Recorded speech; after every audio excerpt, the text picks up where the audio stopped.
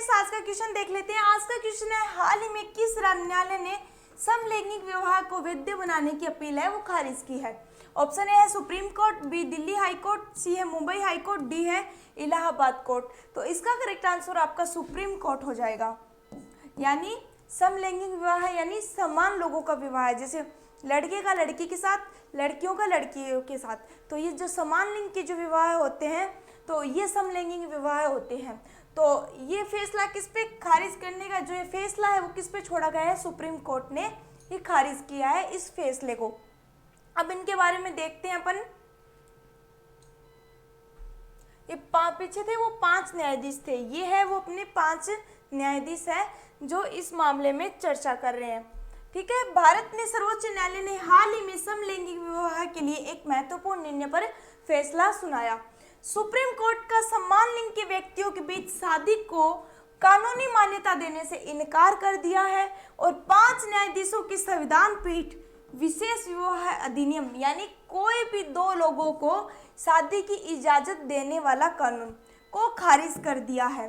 हालांकि जीवन साथी चुनने का अधिकार है वो भारत के संविधान के अनुच्छेद 21 के तहत जीवन और स्वतंत्रता के अधिकार का एक मूल तत्व है और वर्ष 2018 में भारत में समलैंगिकता को अपराध की श्रेणी से हटा दिया गया है और साथ ही समय के साथ निजता, गरिमा और वैवाहिक पसंद के अधिकारों को समाहित करने के लिए संविधान के अनुच्छेद 21 का आयाम है वो विस्तृत किया गया है।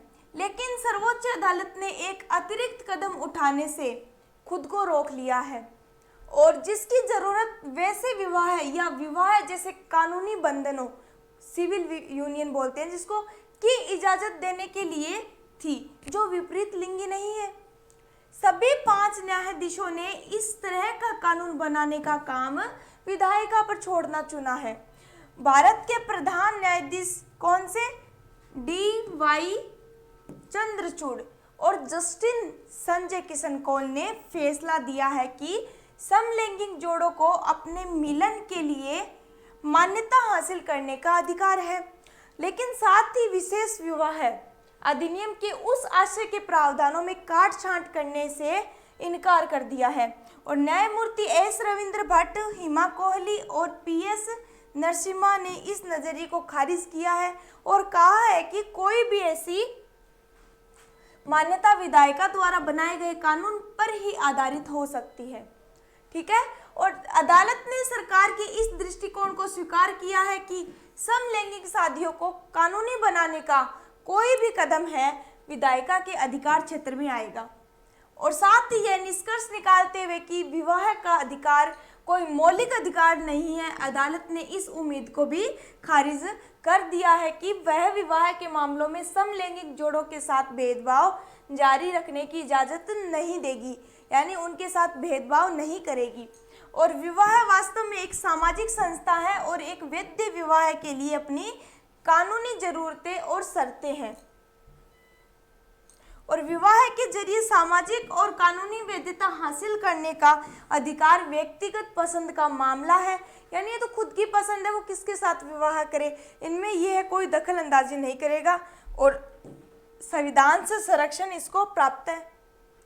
लेकिन शीर्ष अदालत अब भी इसे विधायिका द्वारा बनाए गए कानूनों की सीमाओं के अधीन ही मानती है।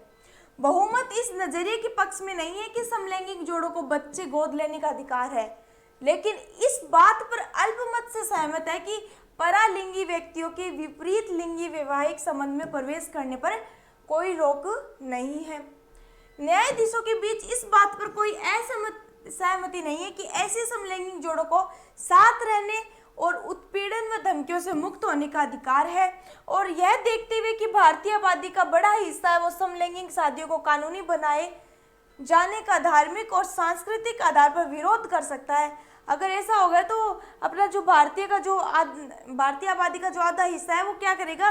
विरोध कर सकता है इस चीज़ में और संसद द्वारा ऐसी कोई पहल किए जाने की संभावना बहुत कम है। ठीक है, तो सभी को अगर क्लास अच्छी लगी तो वीडियो को लाइक कीजिए और चैनल को सब्सक्राइब कर लीजिए और इसको शेयर कर दीजिए।